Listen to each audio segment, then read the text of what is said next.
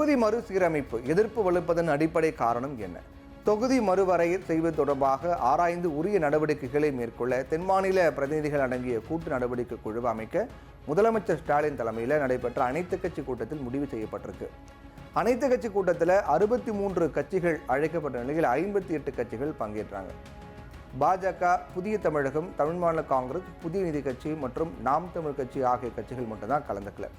26ஆம் தேதி கோவை வந்த மத்திய உள்துறை அமைச்சர் அமித்ஷா தொகுதி மறுவரையால் தமிழகத்தில் மக்களவை தொகுதிகள் குறையும் அப்படிங்கிற கருத்தை முழுமையாக மறுத்ததோட தொகுதிகள் குறையாது அப்படின்னு தெரிவித்தார் அமித்ஷா. ஆனால் முதலமைச்சர் ஸ்டாலின் உள்ளிட்ட தலைவர்கள் இதை ஏற்றுக்கல. இந்நிலையிலே தமிழக பாஜக தலைவர் அண்ணாமலையோ இந்த அனைத்து கட்சி கூட்டம் தேவையில்லாத ஒன்று அப்படின்னு கூட்டத்தில் பங்கேற்க போவதில்லை அப்படின்னும் அறிவித்தார்.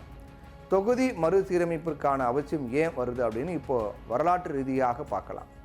ஒவ்வொரு மக்கள் தொகை கணக்கெடுப்புக்கு பிறகு மக்களவை தொகுதிகளை மறுவரையறை செய்ய இந்திய அரசமைப்பு சட்டத்தின் பிரிவு 82 வலியுறுத்தது. இப்படி மக்களவை தொகுதிகளை மறுவரையறை செய்வதற்காக 10 ஆண்டுகளுக்கு ஒரு முறை டீலிமிட்டேஷன் கமிஷன் அமைக்கப்பட்டு தொகுதிகள் மறுவரையறை செய்யப்படும். இதுக்கென 1952ஆம் ஆண்டில் டீலிமிட்டேஷன் கமிஷன் ஆக்ட் இயற்றப்பட்டது. இதற்கு பிறகு இந்தியாவில் 3 முறை நாடாளுமன்ற தொகுதிகள் எண்ணிக்கை மறுவரையறை செய்யப்பட்டிருக்கிறது.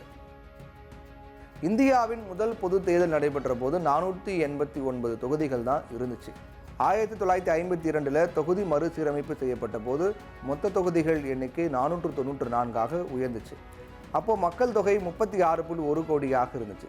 அதுக்கு பிறகு 2வது முறையாக 1963 தொகுதிகள் மறுசீரமைப்பு செய்யப்பட்டு தொகுதிகள் எண்ணிக்கை 522ஆக உயர்த்தப்பட்டது. அந்த தருணத்தில் மக்கள் தொகை 43.9 கோடியாக உயர்ந்திருந்தது. இதற்கு பிறகு 1973 3வது முறையாக மக்களவை தொகுதிகளின் எண்ணிக்கை 543ஆக உயர்த்தப்பட்டது. அப்போது மக்கள் தொகை எண்ணிக்கை 54.8 கோடி. இதே போல் சட்டமன்ற உறுப்பினருடைய எண்ணிக்கையும் ஒவ்வொரு மாநிலத்திலும் திருத்தப்பட்டது. இப்போ இந்த நிலையில் 1975 அப்போதைய பிரதமர் இந்திரா காந்தியால் நெருக்கடி நிலை அமல்படுத்தப்பட்டது. அப்போது மக்கள் தொகை கட்டுப்பாடு திட்டங்களும் தீவிரமாக செயல்படுத்தப்பட்டதால் அந்த தருணத்தில் இந்திய அரசியலமைப்பு சட்டத்தின் 42வது திருத்தம் கொண்டு வரப்பட்டது. அதன்படி மக்கள் தொகை கட்டுப்படுத்த திட்டங்கள் அமல்படுத்தப்பட்டு வருவதால் தொகுதி மறுசீரமைப்பை அடுத்த 25 ஆண்டுகளுக்கு மேற்கொள்ளக்கூடாது அப்படின்னு இந்த திருத்தம் சொன்னது.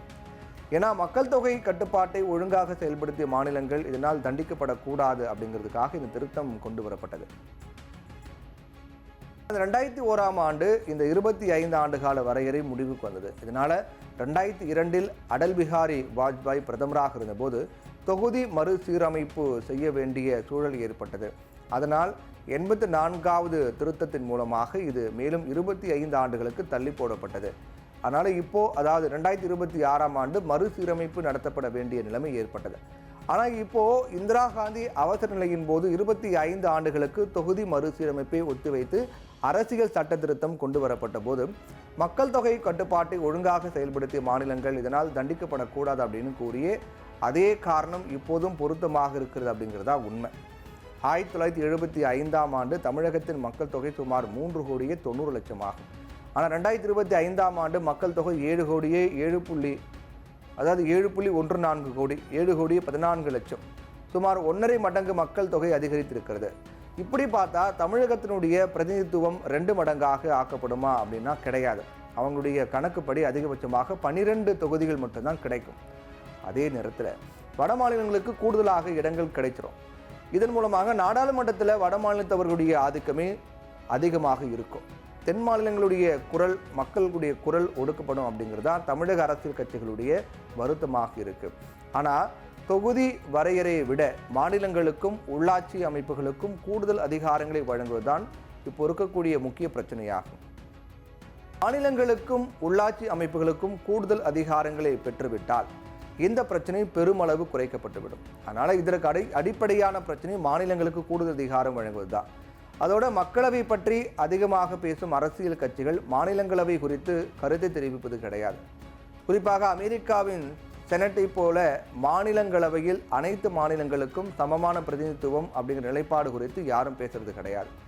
அதனால் மாநிலங்களுக்கு சமமான பிரதிநிதித்துவம் இதில் வழங்கப்பட வேண்டும் அப்படிங்கிற கோரிக்கையும் யாரும் எழுப்புவதாக தெரியல.